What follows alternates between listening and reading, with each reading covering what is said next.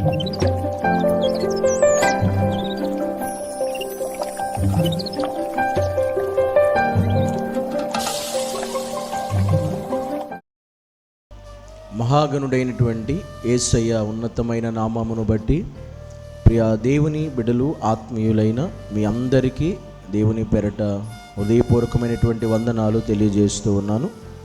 ఈరోజు దేవుని యొక్క అనుదిన వాక్యాన్ని చదువుకుందాం. కీర్తనల గ్రంథము 118వ కీర్తన 8వ వచనం. మనుషులను నమ్ముట కంటే యెహోవాను ఆశ్రయించుట మేలు.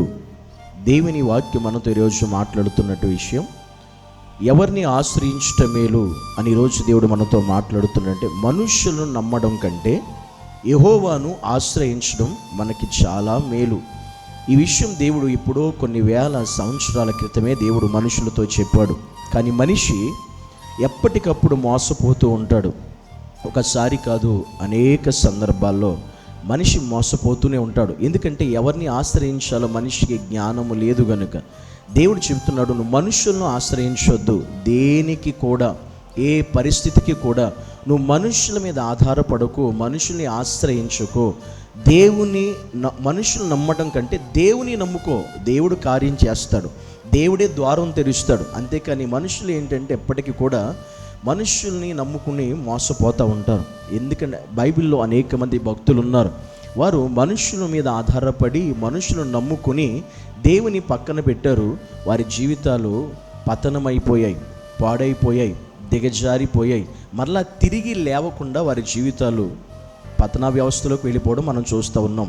ఈరోజు నీవు కూడా ఒకవేళ నీ జీవితంలో కూడా అనేక సందర్భాలలో, నీ వ్యక్తిగత జీవితంలో కావచ్చు, నీ కుటుంబ జీవితాల్లో కావచ్చు, నీ ఉద్యోగంలో కావచ్చు, నీ వ్యాపారంలో కావచ్చు, నువ్వు అనుదినం మనుషులతో ఉండే సహవాస జీవితాల్లో కావచ్చు, నువ్వు ఒకసారి మనుషులు నమ్మి ఒకసారి కాదు అనేక సార్లు మోసపోయావేమో.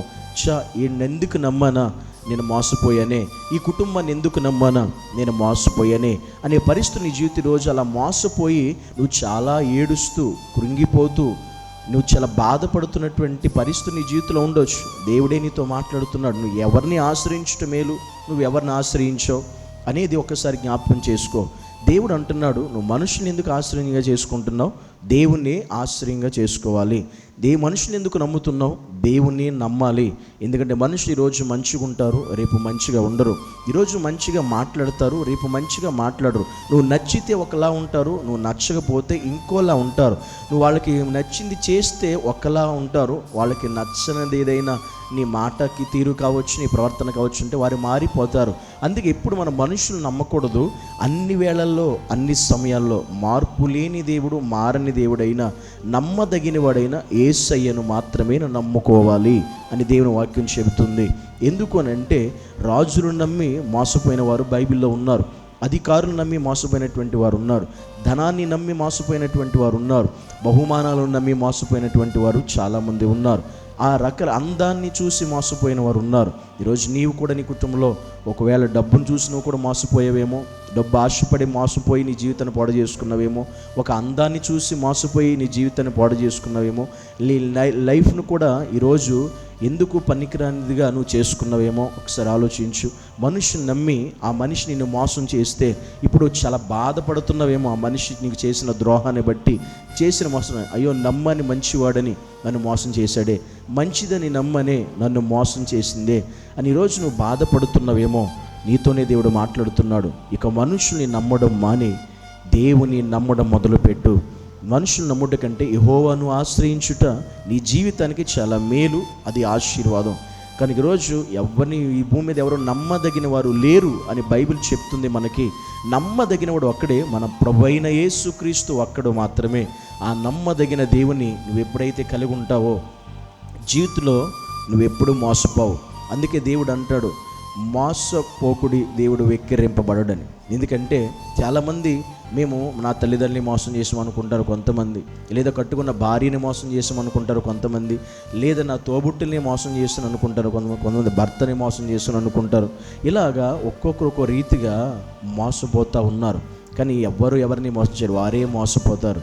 కనుక దయచేసి గమనించు, నువ్వు ఏ విషయంలో మోసపోయావో నాకు తెలియదు.